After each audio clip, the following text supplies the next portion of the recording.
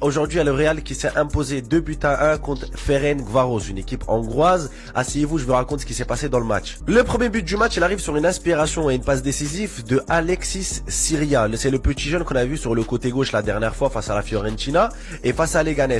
Il fait un centre et celui qui marque avec un but de la tête, c'est Rivas, un jeune défenseur central de la Castilla aussi, qu'on n'avait pas l'habitude de voir, et ça fait plaisir de voir les jeunes de la Castilla marquer et faire la passe décisive. Et le deuxième but, il arrive sur la deuxième mi-temps, à la 49e minute, sur une passe décisive de qui? De mon poulain Valverde. À qui? Au nouveau Espi. Le jeune joueur qu'on a recruté de Levante, on a acheté sa clause libératoire, il a ouvert son compteur de but avec le Real Madrid. Et quelques minutes après, on a vu le but de Ferencváros, l'équipe adverse qui a marqué juste derrière. Score final 2-1. Au final, ça fait plaisir de voir les jeunes du Real Madrid performer, se faire la passe décisive, se faire marquer des buts. Au final, les gars, ce qu'on retiendra de ce match-là, c'est qu'on a des jeunes qui ont du potentiel.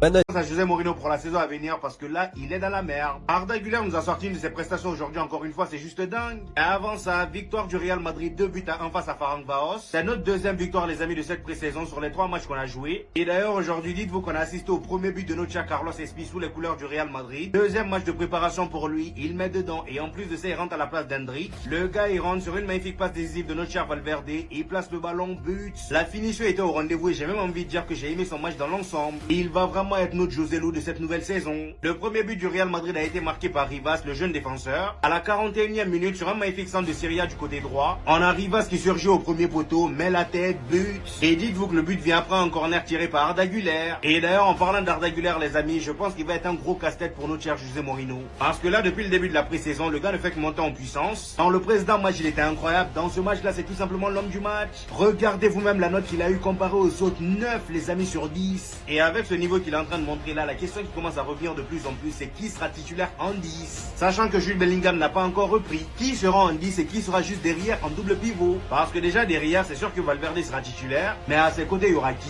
Chouameni, Jude Bellingham, Camavinga, Bernardo Silva. Bernardo Silva qui pour moi n'est pas censé être là. Son poste de base c'est ailier droit, sauf que là ça va être mort avec Diomandé. Donc c'est la première chose qu'il a faite une fois arrivé à Madrid. Pendant que ses coéquipiers qui eux sont en train d'embarquer pour le prochain match amical, s'étant présenté à sa visite médicale aujourd'hui n'ayant pas pu figurer parmi la liste des convoqués, que vous avez d'ailleurs devant vous pour ceux qui veulent voir, Mandé a finalement eu le droit à une session en solo cet après-midi. Je l'ai d'ailleurs personnellement trouvé énormément affûté, très en forme, dégageant un sentiment de puissance. On en entendait d'ailleurs pas moins. Mais moi ce qui m'a le plus fumé les gars, c'est l'impatience qu'il avait à pouvoir mettre le filtre Madrid. Parce qu'il l'a pas mis une fois, mais bien 2 fois les gars.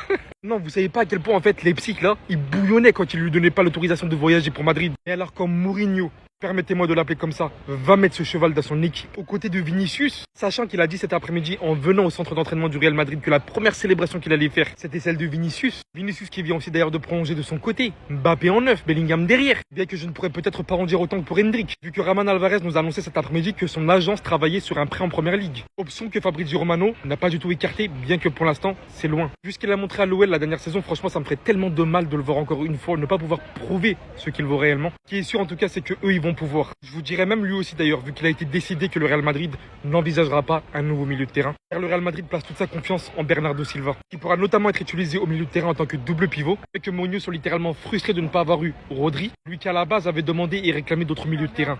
Et aujourd'hui, il paraît bel et bien que le milieu de terrain commence à se dessiner, vu que Mourinho à son tour veut s'appuyer sur Aurélien Tchouaméni qui vient de prolonger avec le Real Madrid sous une forme de pierre angulaire au milieu de terrain. Tout simplement hâte de voir ce que cette équipe nous réserve.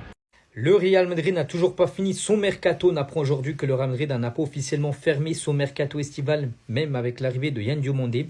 Donc si un départ se produit, quelqu'un arrivera pour remplacer le joueur qui partira. Et à noter, le Real Madrid, les gars, quand même sur cette fin de mercato, toujours un œil très attentif sur ce joueur anglais. Il s'agit de Adam Wharton. Bon, c'est pas non plus une priorité, voilà, après l'échec Rodri. Mais si, on va dire, s'il y a une opportunité de le faire, et ben, le Real Madrid pourrait peut-être essayer d'aller chercher. On va parler cette fois-ci de Bernardo Silva. On sait qu'il a déjà signé au club, il n'y a pas de souci. À noter que Bernardo Silva a été le premier nom que José Mourinho a demandé lors de ses premières discussions avec le Real Madrid. C'était vraiment sa priorité absolue. Et à noter que le Real continue de surveiller le marché pour un milieu de terrain. On parlait de Adam Wharton, mais pour l'instant, Bernardo Silva est désormais le plan principal. Donc Wharton, Keith Smith et Ayoub Boadi restent sur le radar du club. S'il y a une opportunité de les faire sur la fin de mercato. On va parler de Yan Diomandé. Donc aujourd'hui, le Real Madrid joue un match amical donc contre Ferencváros. À noter qu'il n'est pas dans le groupe, Yan Diomandé. Donc, il a bien participé au dernier entraînement, mais en tout cas, il sera disponible pour son premier match. Ça sera le 12 août prochain contre le Deportivo La Corogne.